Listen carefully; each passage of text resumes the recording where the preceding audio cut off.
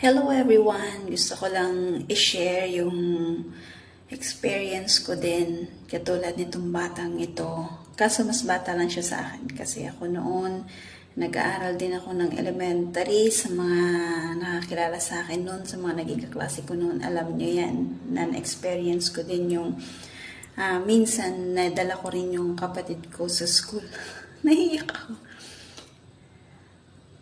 Kaya, nung nakita ko to, parang bumalik ako dun sa dati kung saan.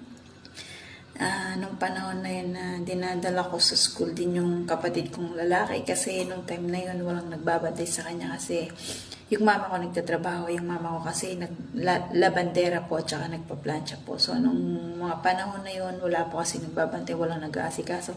Ako po kasi ayoko rin naman umabsent sa school. So no choice ako kundi dinala ko talaga yung kapatid ko sa school. Pero salamat ako kasi meron akong teacher na mababait, mga kaklase na nilalaro yung kapatid ko habang ako ay nag-aaral sa school. So, yun lang po, share ko lang din po sa inyo yung na-experience ko katulad po ng batang ito. So, sana po ma-inspire din po kayo katulad niya. Katulad ko din na same po kami na naranasan. So, God bless you kung sino ka man.